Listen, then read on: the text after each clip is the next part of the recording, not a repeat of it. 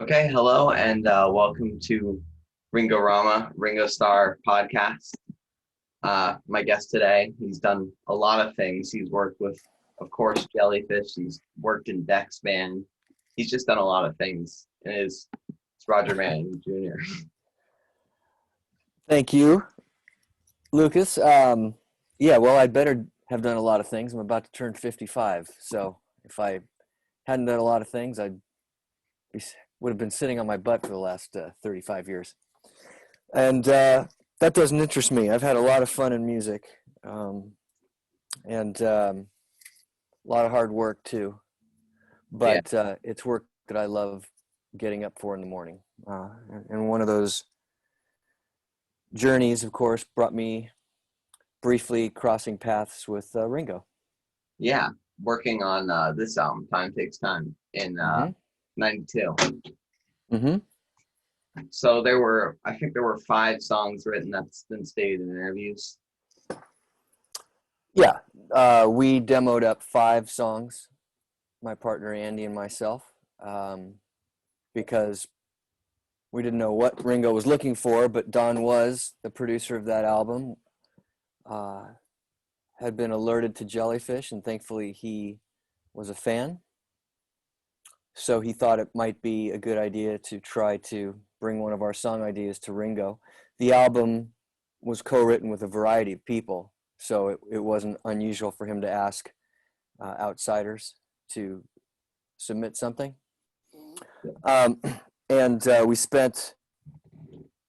probably spent a good month demoing up those songs because we very much wanted to land that opportunity for obvious reasons. And what else? Oh, so the demos we released on the Jellyfish Fan Club box set that came out, I don't know, in 2006, 2007, something like that. It was around like 2002 or so, and they're also on, I think, Oh, yeah. Spilt Milk Deluxe Edition, which I don't have. I only have the Billy Button one because that one's out of print. Yes, all this stuff is unfortunately out of print. The record companies, before they do another run, they have to calculate if they think they can make their money back, if it's worth their while. So who the hell knows why they didn't want to do another run, because all the initial runs sold out very quickly, in fact, which was wonderfully flattering. But yeah, you should be able to get hold of those at some point. I mean, I can even send you MP3s, but if you haven't heard them all. Oh, there's like YouTube links, and there's like All just right. like big YouTube videos that are like the Spilt Milk demos or something. Okay, so you've heard them all. Yeah, there you go. Yeah, Yeah, so you can tell how different they were and the different flavors and approaches we were giving to Ringo in hopes he would like at least one of them. yeah. There was I Don't Believe You, which was the one that ended up on the record, which definitely has like it's basically like a Rubber Soul era pastiche. Yeah, I mean, every song we submitted has some kind of influential Ringo moment. I mean, obviously he had his different eras of artistic offerings, the way the Beatles did, and he goes through different periods. We thought it was important to make reference to those genres, but of course attempt to give him something fresh and yet familiar for that 92 album. It's tough to figure out what the other demos were because it was never really. Sometimes it's hard to find like which ones they were. Like it's not really stated in much places. What? Sorry, what was your comment What about the were the demos? other demos? Like what song titles were there? Because there are a lot of songs that you You could. don't have the song titles to the I demos? have the song titles. Like I've looked on a whole bunch of places, and it's like, oh, there's 5 demos. One of them's I Don't Believe You. Yeah, I don't think I can remember them all off the top of my head. I think One was there's the other ones I suspected were Ringo demos are I Need Love right. That's correct. and Long Time Ago. Correct. And I think maybe Running for Our Lives could have been one. No, that was not a Ringo demo. That was actually a demo for Robin Zander of Cheap Trick for his solo album, Hmm. which unfortunately didn't get picked up. But so the two other ones are Watching the Rain Oh yeah, I've heard that. and a song called I Need Love. Oh, I already mentioned I Need Love being one of the demos. Oh, okay. There you go.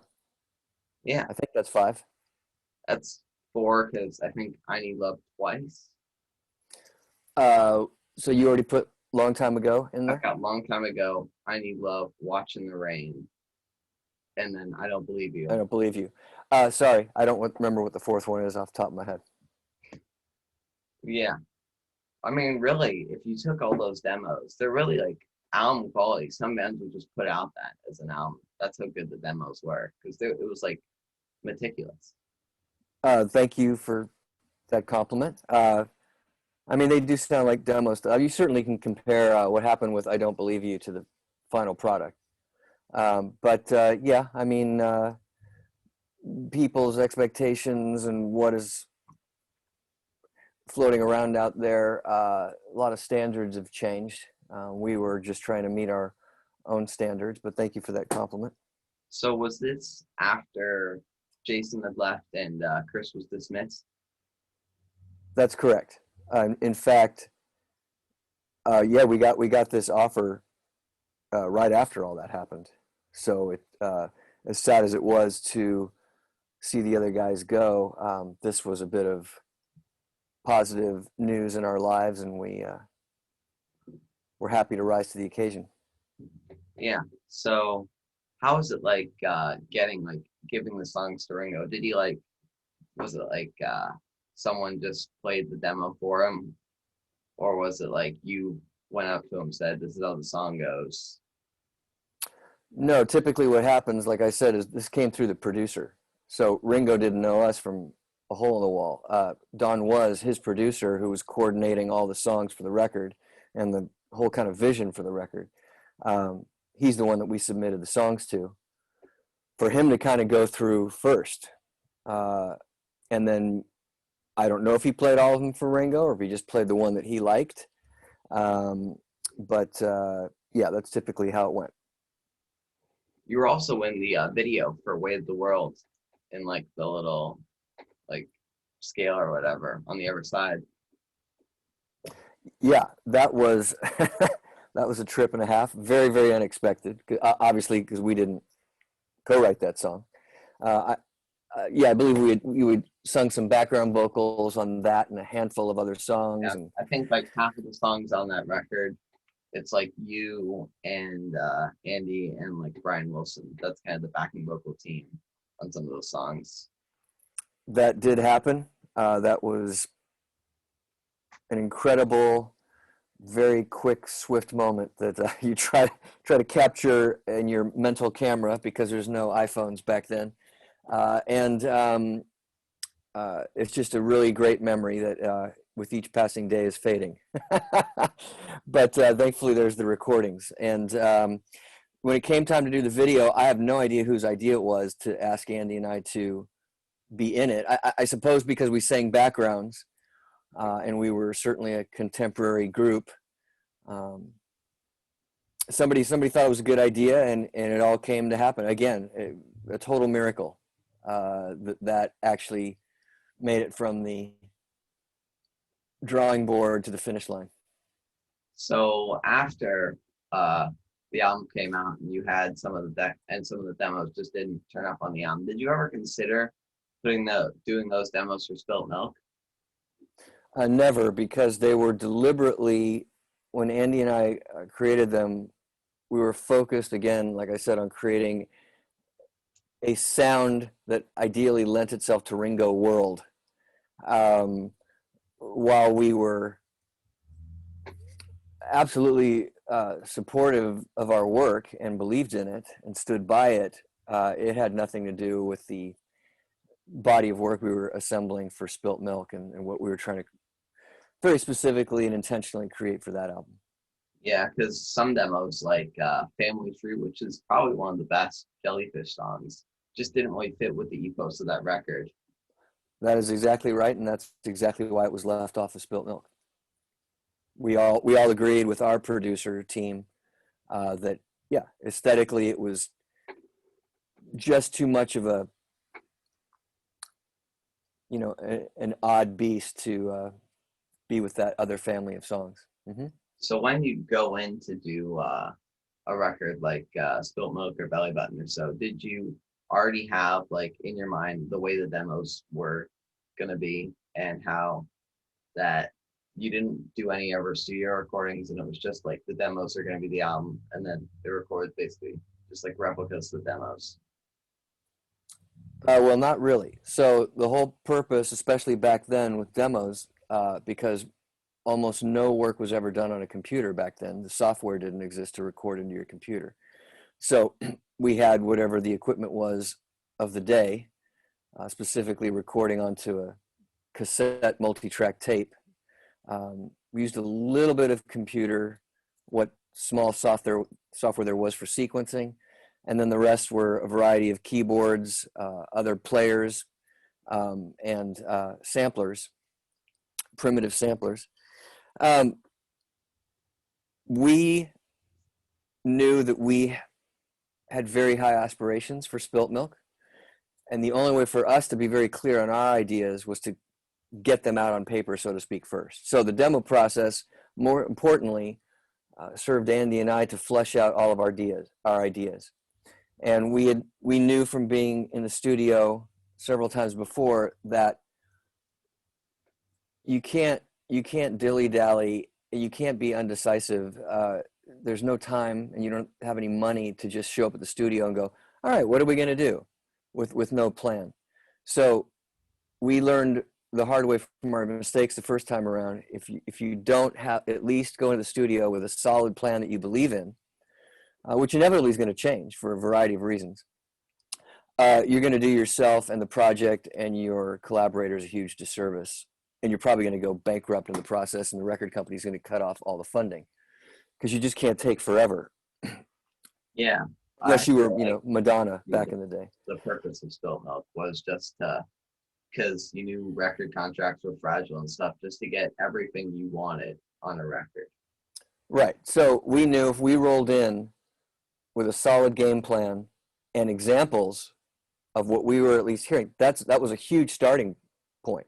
So you're not entirely incorrect. So you can take any of those demos, and we launched the album recording from them. But along the way, changes were made, of all kinds. But the main goal was to take those demos, which you could describe as maybe two-dimensional, and make them as three-dimensional and as grand and as wide and as high and as low and as deep and every which way as sensational as you possibly could, which the studio can allow for, a professional studio with professional craftsmen can allow for, without destroying the initial sentiment of the tune. That was the most important thing, for the demo to capture the sentiment, intention, emphasis of that song, and ideally not lose that when you go to flesh it out in the studio. It's a huge balancing act. It's a ton of work. It's really exhaustive, and can be, if you allow it to be and don't forget about it, it can be great fun. Yeah. So just a little bit of sidetracking here. I understand that Harry Nilsson was a bit of a fan of yours in the early 90s, and you had actually met up with him just very slightly before he died to discuss like work on his tribute album and possibly even writing with him. Close, but not quite. So I'll clear up that, I guess, internet legend. We had many fans in the record business who knew people like Ringo. There was another fan of ours from a record company.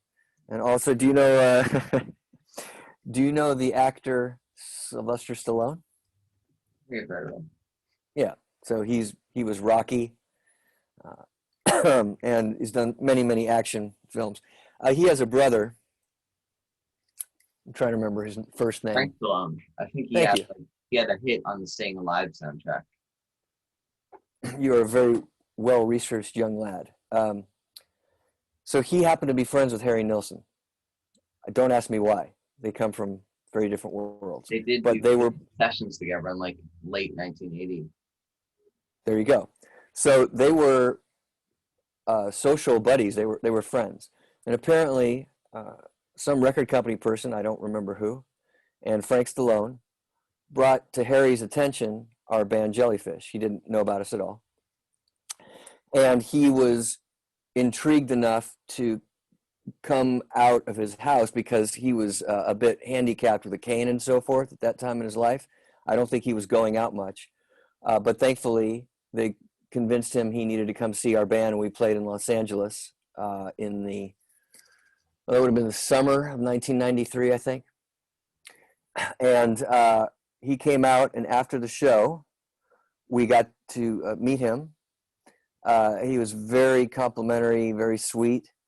And, you know, he was aware that we had worked with Ringo, and I think he was fascinated by the possibility of working with some younger musicians and maybe getting excited about doing some material.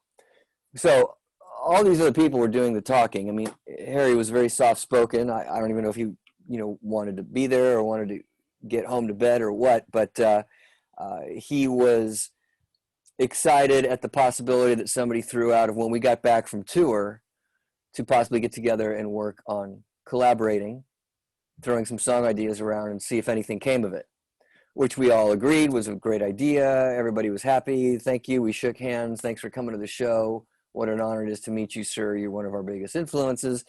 And then we all went our separate ways, including Jellyfish going back touring America. And then, unfortunately, during those 4 months, Harry passed away. So there was no talk of a tribute record yet because he hadn't died. So we came back to town, and not only was our own band on the verge of breaking up, which was very sad and very trying, but we had heard that one of our heroes just passed away, and he said he wanted to write songs with us. So we were very, very heartbroken in all respects, and that never materialized. Thankfully, we were invited to be on the solo record and the tribute album, and we finished Think About Your Troubles before Jellyfish finally broke up. It was the very last thing we did. I think we completed it at the beginning of April in 1994, and we ended the band at the end of 1994. So The way I guess kind of went out with a bang. It's like that he was on hard times at that point financially, and some people came up to him and asked about just a tribute record to just get up some money for him. And I think he was quoted as saying that he wanted you to be in it. I don't think that's how it really went, but that's how the internet describes it. Yeah, I don't know for a fact. If he said that, obviously that's deeply touching. Just the, again, miraculous opportunity to meet him at all, and exchange pleasantries with him, and you know, have him having stayed for the duration of our hour-and-a-half set or whatever it was, and which is a long time for anybody, even a fan, and you know, be there at the end, hanging out, and be as complimentary as he was. That's just, you know, I couldn't ask for anything more. So very grateful. I understand going back to the Belly Button tour, you were playing unreleased songs that weren't, besides something like Bye Bye Bye, you were playing unreleased songs that weren't even on the Belly Button demos. That's correct. These were ideas that were on standby, if you will. These were ideas that were maybe not finished all the way. For example, we played a song, at least every other night, certainly on the Belly Button tour, that we tentatively called Mr. Late because that was like a working title. There were no lyrics to that song. We would make up gibberish and mumble things and sing our melodies every night for that song because typically Andy wrote the lyrics and he had not found the time or inspiration to sit down and complete that, which was totally understandable. We were going 1,000 miles an hour with everything on our plate, particularly the touring. Yeah, there were 3 or 4 songs and a bunch of covers that we would bring into the set because we only had the songs from Belly Button, and you couldn't play an hour set. Songs and maybe like 1 or 2 songs was a little too like strenuous to do live. That's exactly right. So we had like 7 or 8 tunes for a set, and that wasn't going to fill up an hour even. So we enjoyed bringing all these other ideas in, but yeah, a song like Bye Bye Bye, we got a chance to play live and work out all the things we didn't like about it, so that when we recorded it for Spilt Milk, we knew exactly what we wanted to do. Yeah. So really, some people say that it's very much like a travesty that you guys didn't really do a third record. There's really two answers to that, in my opinion, is that it had kind of run its course out, even though what would have happened, it might not have been as good, kind of lowered the legacy or something. And there really kind of is a third record if you take stuff like these live covers and stuff, and then you take some of these demos, and there's even like a Japanese album that's just exclusive to Japan. Yeah, I forget what that Japanese one is all about. I don't I remember. think it's just New Mistake, and it's got like 9 stuff, and it's even got like Ignorance is Bliss and stuff like that on it. Oh, okay, right. Yeah, no, I'm thankful that all that stuff is out there for the fans. Obviously, we all wanted to do a third, fourth record, and I mean, I would have loved to have seen Jellyfish be my entire life. That wasn't in the cards or in the stars or however you want to look at it. And life is going to present opportunities and curveballs and challenges, and you just meet them as they come. You can't. Nobody's got a crystal ball. So I was just very, very thankful to this day for that brief opportunity. I mean, Jellyfish beginning to end was about a 5-year window, and I couldn't be more grateful for that and all the territory that we did cover while we were together. Yeah, it really goes from just through this. This is basically like the because since I don't have like the book, because the book's out of print too, and a lot of things I really just you really have to use like something like the booklet for like just recording dates, and it really goes from the recording of the demo of Now She Knows She's Wrong in late '88 to Think About Your Troubles in April '94. Mm-hmm. Yeah, so loosely 6 years. It's not really that much of a time, but there's really a lot of material if you count like all the live covers and the stuff you did on like Japanese TV and all this stuff, and the new live albums from a few years ago.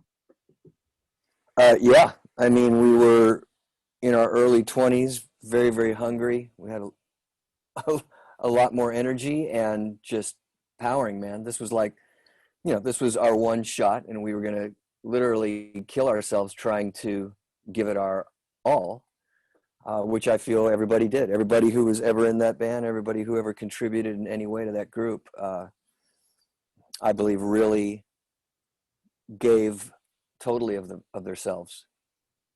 And I think the art reflects that. Yeah, some people say that the image of the band, like all this, just the image might have hurt the band with all the videos and stuff. Do you think that? Absolutely, but I have to, talk about the whole picture. For every fan that for every fan that heard the music and went, "Wow, what's this?" and then saw what we looked like and said, "Boo! I hate these people now. They look like clowns." Well, I mean, I don't think. I think we always used to joke there were no Jellyfish fans on the fence. There were no medium Jellyfish fans. You either totally got what we were about and what we were putting out there, not only in terms of music, but our presentation, our live show, our artwork, our videos, everything. You really, I mean, to us, it all made collective sense. It was one giant package. That's what the fans always talk about. They really enjoyed and were drawn in by all aspects of the group. And then, of course, for some people, it wasn't for them, like any band that comes along. What was it like doing an almost reunion with your new project, the Licorice Quartet, which has, I think it's got the 3 non-Andy members of the Spilt Milk lineup. That's correct. What was the question? What was it like getting those people back together? Because I know you did Imperial Drag with, I think, Eric.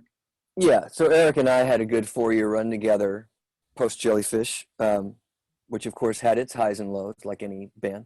So I'd already done this with Eric. I mean, we already worked our asses off and went to the ends of the earth for that project. And Tim Smith, I had loosely played with post Jellyfish, and we certainly remained friends. But yeah, the distance, him being in Atlanta and traveling with other groups, we never had an opportunity to get a side project together or anything together, which is why I reached out to Tim in 2017 to say, hey, before we turn old and gray and die, wouldn't it be great to, put a writing project together, since you and I never really created the opportunity to do that. And he agreed, and he said, I would love to extend this invitation to Eric if you think that's a good idea, because I think he would add yet another dimension to this experiment. Because Eric had worked with Tim briefly in the past as well. So we reached out to Eric, and he agreed. So suddenly we were a trio. And like you said, it happened to be the last incarnation of the Jellyfish Band. So, and we had certainly messed around with song ideas and stuff out on the road, but just we never had the time, money, or it just wasn't pragmatic for us to start a group long distance, again, pre-internet. And we felt that this time in our lives was the right time to do that. And we started it in 2017 and have been, piecemealing it, putting together over the years, which has been great.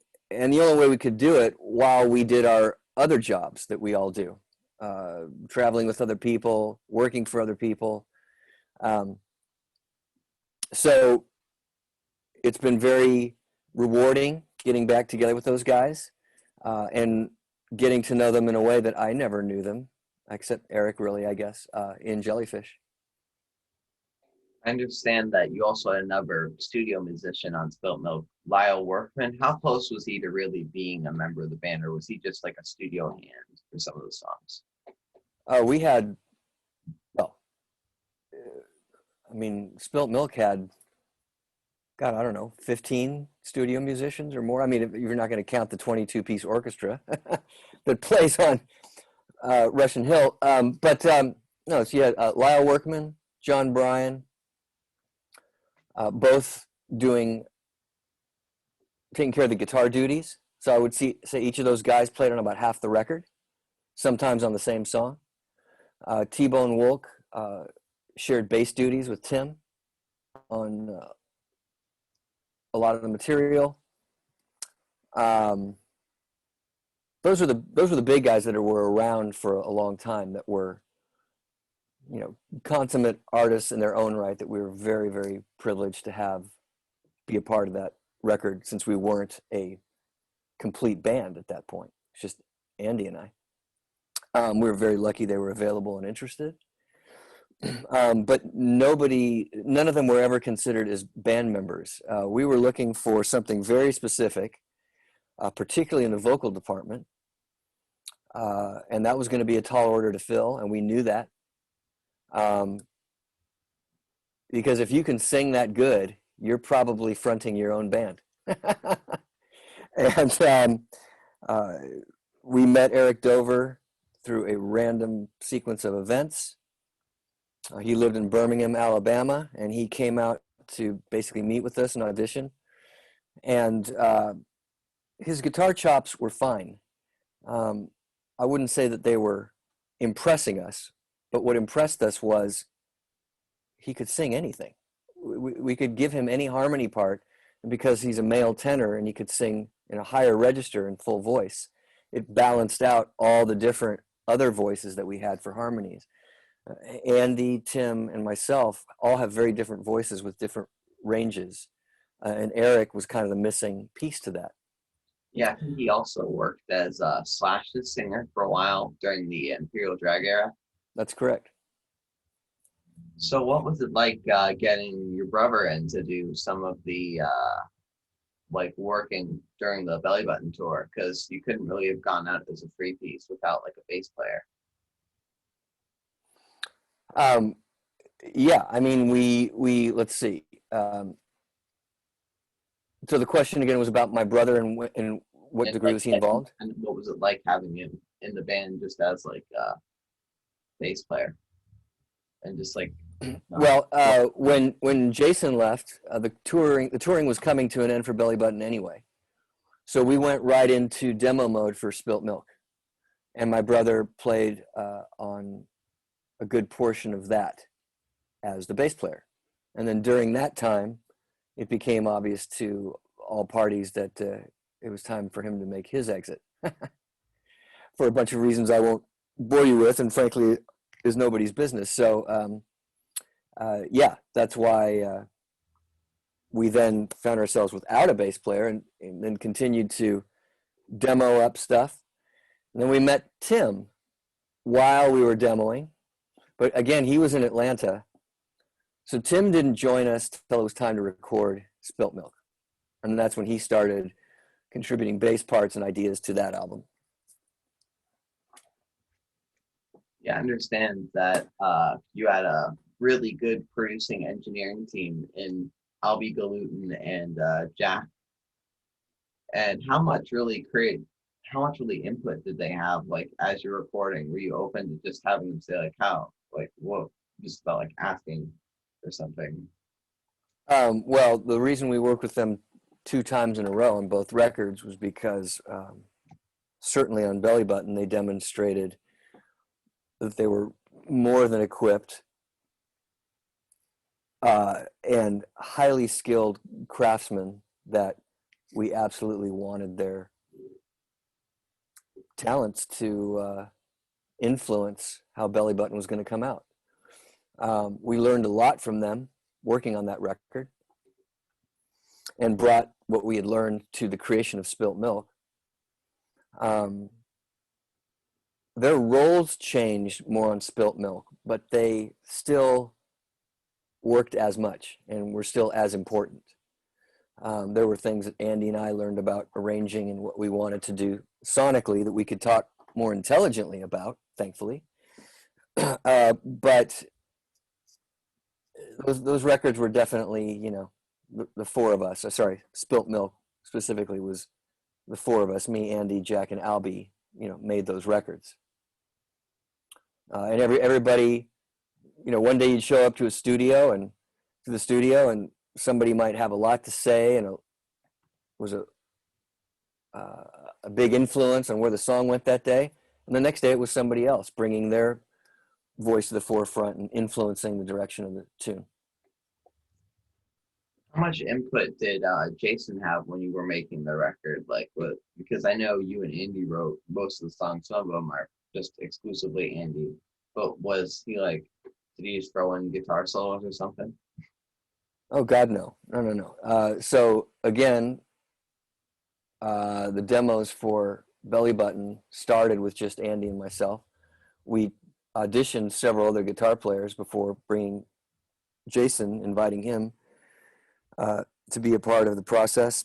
And those guitar players, it just didn't work out for a variety of reasons. We even auditioned some bass players, didn't work out.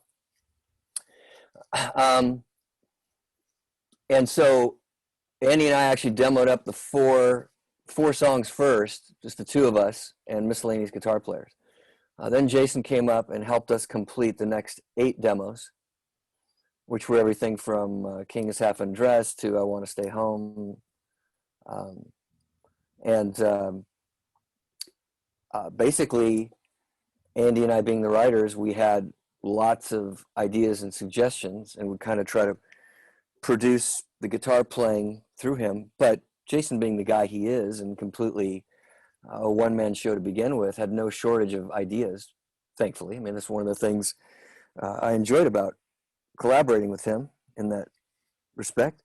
So the demo process, my memory is that it went very fast because somebody always had an idea, and Jason was very quick about trying those ideas and concocting a variety of options. I mean, he's very much like a session guitarist in that respect.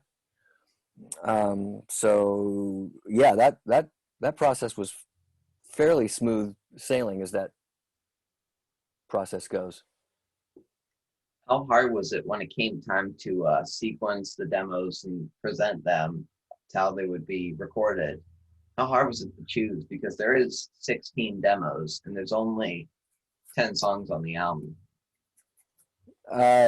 me and Andy knew which 10 songs we wanted. That was pretty clear. We already knew which songs we felt were the weak links or just didn't belong on the album, like And you and I some of the talked songs about in this before. demo disc they're What's quite. that? What's that? Some of the songs in this demo disc, they just don't really fit with the atmosphere. Well, who knows now why we left them off? I mean, we probably had reason. I mean, obviously we had reasons that made sense to us at the time. Sequencing the album didn't happen until we finished the record. So then it was a matter of what's going to be our big introduction. You know, what's the first music that people hear if they're listening to the CD from an unknown group versus what the record company was telling us they thought they might want to release as the first radio single and go to MTV and video and all that stuff. And all of that was challenging and difficult. And, you know, anytime you try to have so many people weighing in on something and doing it democratically, it can slow the process down. But it also can speed it up in other instances. And it was fun. You know, it was fun to go through all these little obstacles and challenges that every band in the history of doing what we do has ever done. And it was just such an honor to be given a chance and have a major label bankroll that chance and have people believe in you to help realize that dream. So what was it like with these archival releases? Were like ranging from something like Fan Club 20 years ago to newer reissues just a couple of years ago? What was it like making sure those archival releases were good and doing new interviews for them and such? I couldn't understand the question fully. What was So what was it like helping the record companies put together these archive releases that have come out? Well, we were very much involved in the Fan Club box set, the 4 CD box set.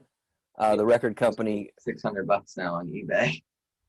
Yeah, which is ridiculous. I'm very sorry that didn't get printed up even more, but I'm very thankful that so many people were appreciative of it and interested in it. So it was fun to put those together, and especially to talk about the liner notes and quotes and what the layout was going to look like. And, you know, a lot of the Fan Club memorabilia you see on the photo on the inside, you know, we provided and gathered from different sources. And it was fun to go back through old boxes and memorabilia. And then we would all get on calls and discuss at various times what the layout might look like. We had a very intelligent fan at the record company who I think did a great job in putting a package together, producing that package. And with these newer reissues, you have stuff like the Belly Button and Spilt Milk reissues, which show, at least for the Belly Button one, it's not as big as the full-on gatefold image, but you still see a little bit more. And the Spilt Milk image has the extended sides. Oh, okay. I didn't even notice that. So good job.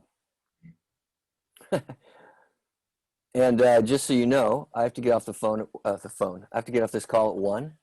So, I know, that's why I've got like 10 minutes. I'm maximizing my time. I know. You're going 1,000 miles an hour. Go for it. I'll try to make my answers quicker. So just going through these demos, like what was the idea to do something like the cover of Season of the Witch that you did on those Belly Button demos? So there was an A&R person at Atlantic Records named John Carter who basically signed Jellyfish. So Andy and I had been participants in another San Francisco Bay Area band that it wasn't even really our group. I certainly was more of a sideman keyboard player. I didn't do any writing.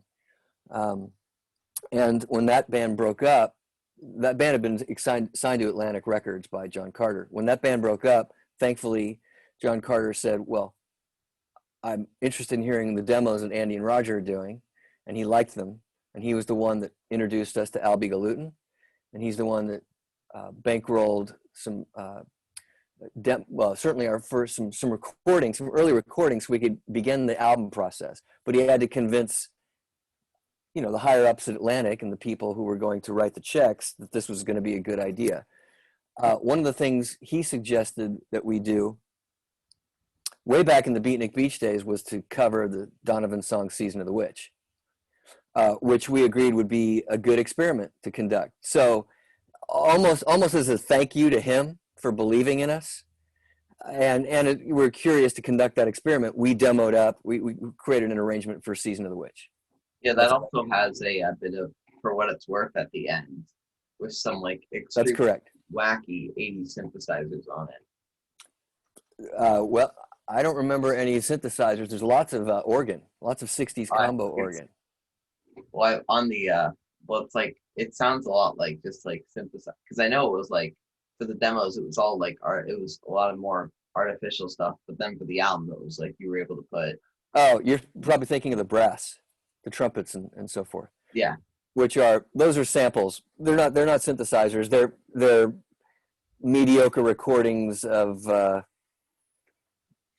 actual instruments, but sampling technology was what it was, and yeah, I mean it can often sound fake in like a synthesizer. Yeah, trying to do trumpets. How like on demos and just listening to other people's music, there was all these instruments and really interesting sounds, and then going to do the Belly Button album, you were able to rent instruments and like get those sounds on your own record. How was that? What was that like? Well, thankfully, it appeared that we would have enough money from the record company to hire real musicians who could play their real instrument.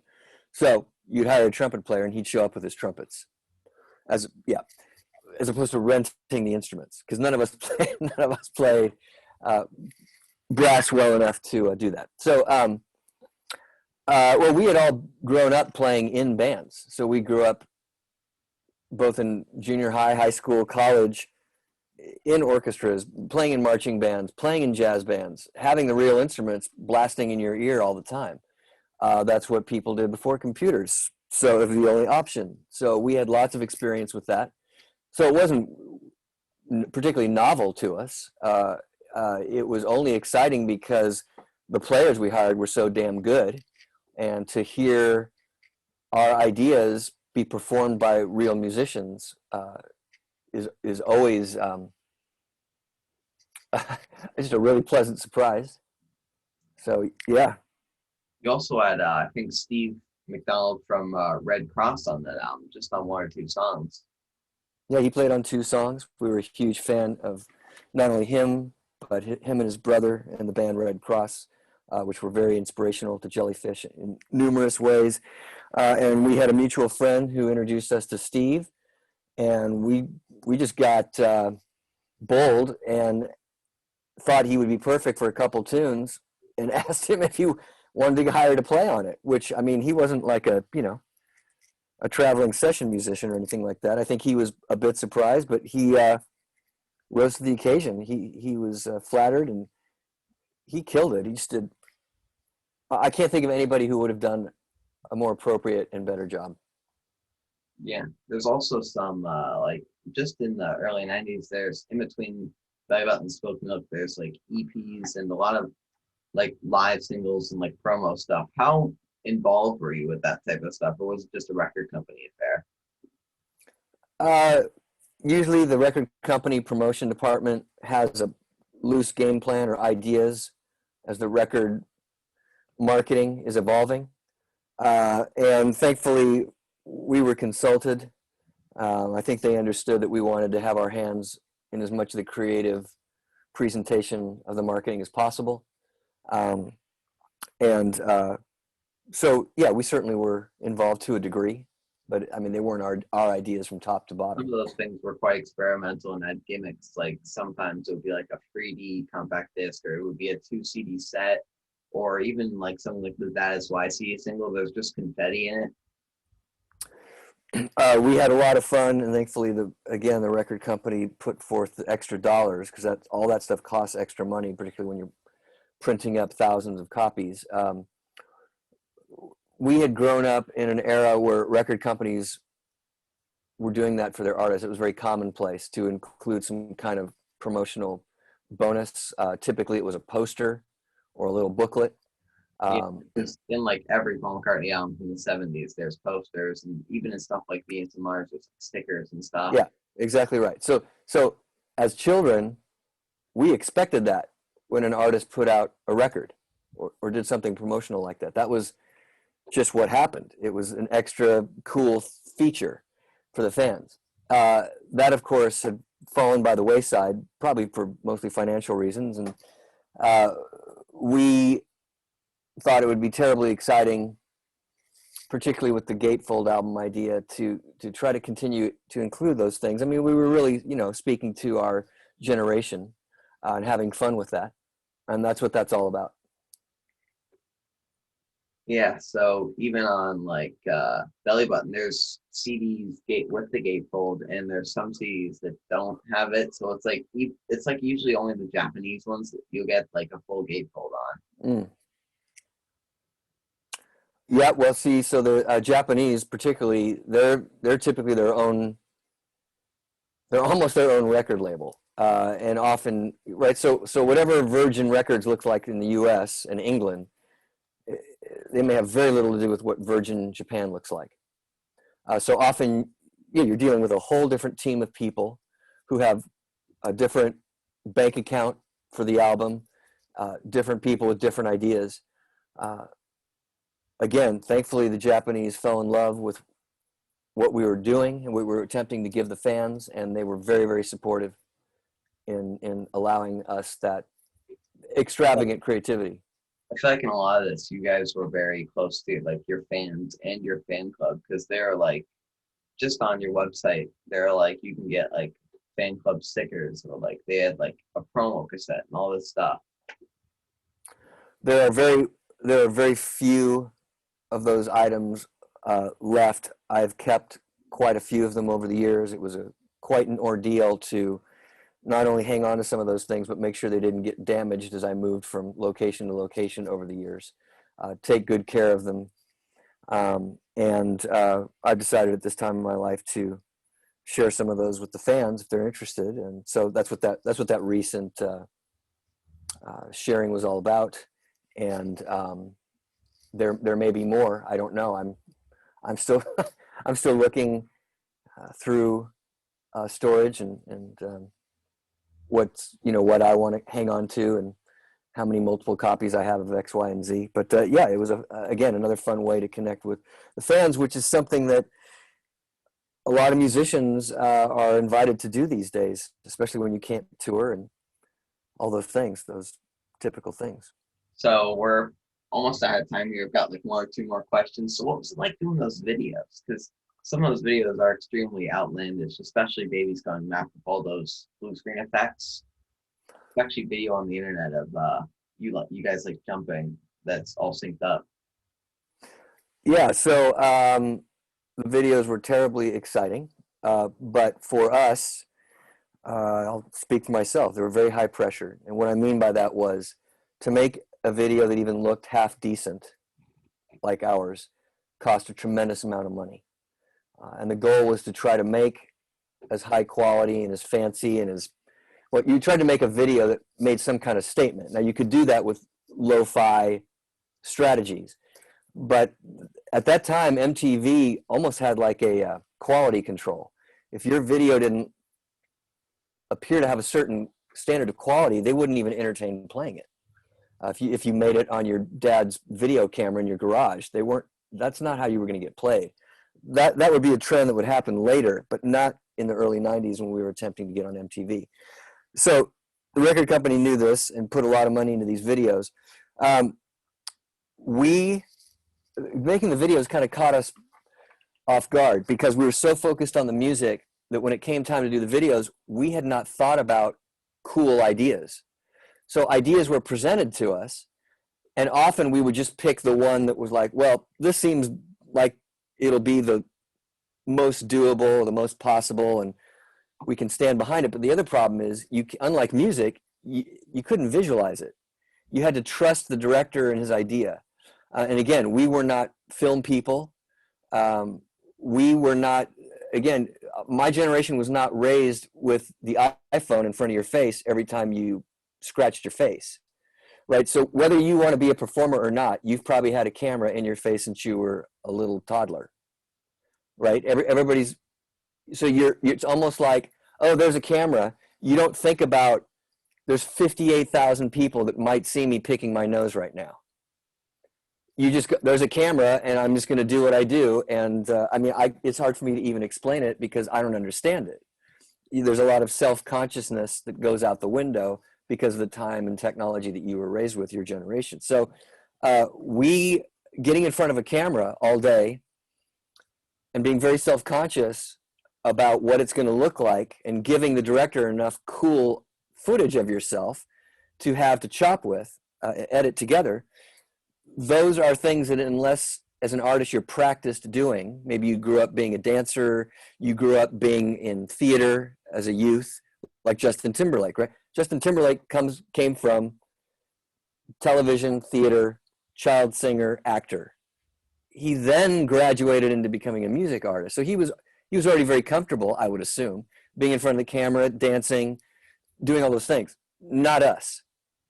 So making those first videos, as exciting as they were very challenging and a huge exercise in trying to relax, being comfortable in one's own skin, recognizing the anxiety and trying to be a good performer in spite of your anxiousness. Speaking for myself, it was a very challenging part of being in a band. I looked forward to getting better at it, and I think I got better at it. But that's because I had the opportunity to make 5 videos and then, miscellaneous filming opportunities. So yeah, thank you very much for doing this interview with me. And Thanks, Lucas. quite enjoyed it. Now I have the 3 of our songs for the Ringo thing. I'm actually working on like a little like epitaph to Time Takes Time with a couple people. So it's good to have that. Yeah, sweet. I'm very appreciative for your enthusiasm for all this music from such a long time ago, and your very smart and researched questions. I really appreciate you spending the time necessary to be a good interviewer for this. Thank you very much. So yeah, for Ringo Rama, I'm Lucas, and see you next episode. Peace and love.